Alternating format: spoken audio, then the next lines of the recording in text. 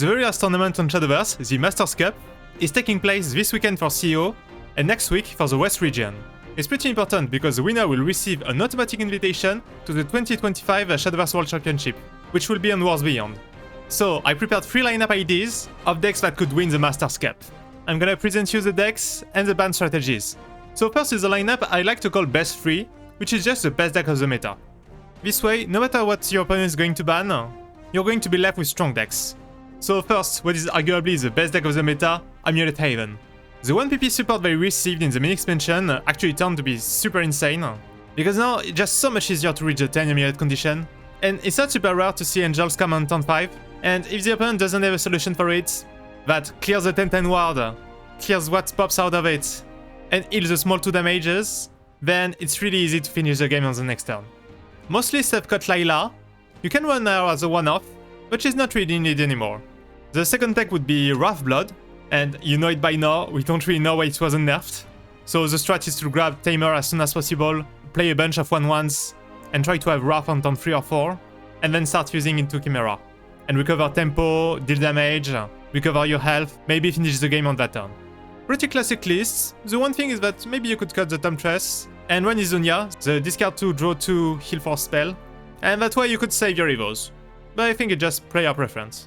And for the last spot, you could basically run any comfy deck that you have. So if you have a deck that you really like or you're very strong on, then make it your third, go ahead. But the one I like to recommend is Big Dragon. So Drac was actually used for the deck. It really improves the consistency, having so many ramps. We run Iolon because we really want Roller and Curve.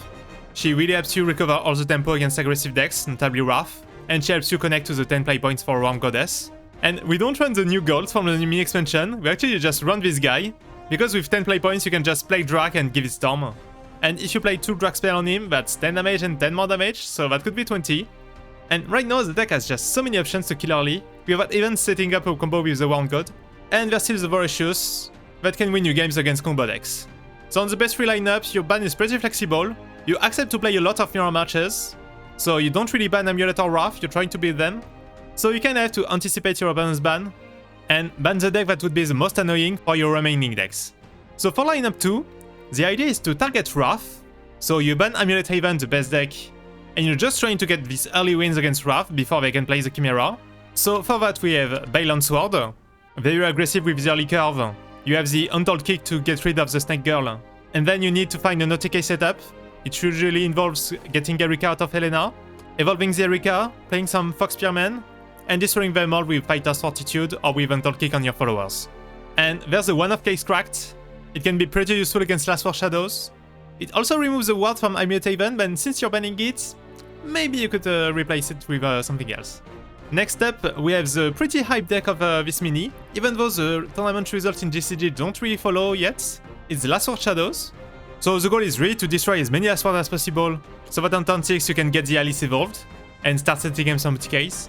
And if the game goes any longer, you still have Kagero, you have the potential Soul Flash. It's pretty consistent because Graveyard Knight, when you fuse, is going to either search for Alice or Kagero, and just a lot of your cards get you back another card. For fillers, we just have the small Iolon and Aenea package. But keep in mind, when you need to defend, it's also good to actually evolve the Roly-Poly, since it has ward with damage cut. The one weakness of the deck is the lack of big healing, so I put a 1-off Izunia. It could be a 2-off if you want, and keep in mind you can just discard the recovery from Iolon. And lastly, for decks that's rising in the meta, it's under 10 blood. So the goal is turn 7 OTK, with Nax Evolve effect, dealing 3 damage, double Milnard at 2 PP, an evolution point, a case crack to make sure that no wards is blocking Milnard. So that's 19 and you need to deal 1 last damage. And this 1 damage can be either the droid that you summon from the Devil, the little Machina Nurse, or it could come from Raving Vampire after fusing and making Arcos 1. What makes the deck interesting is that Raving Vampire is going to tutor the Spider, and Spider is a board lock for a turn. And it's interesting against many decks, against Amulets, against Last Words, even potentially in the mirror match, but you have to really think if you want to drop it on turn 2 or 3, because the opponent will know it's coming, so you have to make sure that it's summoned on a turn when you can make the best out of it. Lawful Evil and Warp Fusion are just fillers, so you can just adapt depending on what you want to ban. Now that I think about it, all of these are decks that really hate Roller, and really hate the dragon that gives you extra costs on a dragon. So maybe in this lineup you actually want to ban Big Dragon. You have to test if the aggro plan is enough against it. And now for the third lineup, if you're really a gamer, you can play a full combo lineup. So I tend to not recommend too much pure combo decks. It's not my favorite style, and in a tournament, if you mess up one thing, it leads to a direct loss, whereas some misordering on the previous decks, you can maybe cover for it if you're lucky enough. But if you're really confident on these decks, they can be very powerful. So first we have Artifact, and the recent list has actually cut a lot of the previous artifacts, like Carnelia or the girl that gives you a counter magic effect. So that when you're going to tutor an artifact, it's either going to be analyzing artifacts that you shuffle with this card or with the biker, or it's going to be Lapis or its Radiant artifacts, or the Rhino and its tokens. So because the targets are better, Homunculus Advance became a lot better, and even playing the second copy of Agile now can have a good impact. Make sure that you run 3 copies of Dine, don't cut any, because in a tournament, you have to assume that your opponent is going to leave you board lock if they can, because they know that the less trading you can do, the less Rhino you're going to play. So you have to make sure that you have Dine to actually kill your own board. For the second combo deck, we have the Tetra Spell Boost. So this was, I believe, the best deck of last month, once Tetra got buffed. Where the idea is that with double Tetra Spell and Amari SVO, or with triple Tetra Spell, you can do over 20 damage as long as you have cleared the board.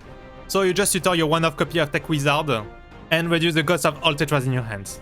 If you get a high roll, you can kill on turn 6, and the only thing that your opponent can do to deny it is to build a giant board, but it's only something that Amulet or Portal can do.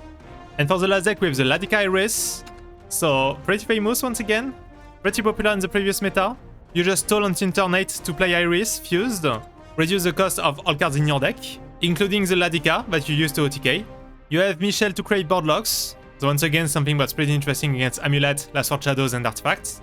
And if you played in the previous meta, you know that Lily is absolutely insane against Alice Shadow, denying the storm damage and potentially transforming one of the Alice. So if you're expecting a lot of shadows, I think it's a very good deck to bring. They have to absolutely ban this deck. Maybe it's not that much effective against Wrath though. So that's it for the 3 lineups I wanted to present. So as you see, the meta is pretty diversified. I think it's very hard to target one particular deck, because as you see, all 8 classes have a deck.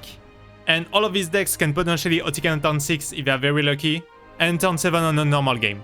So in this kind of meta, going with the decks that you really know, and that you have a lot of different matchups experience with, is really the good call. Even though I think that, as long as you take Amulet, it should be a bit easier. So, which deck are you bringing to Master Cups? Let me know in the comment section. Like this video if you found it useful, and good luck to everyone participating in the Masters Cup. Bye bye!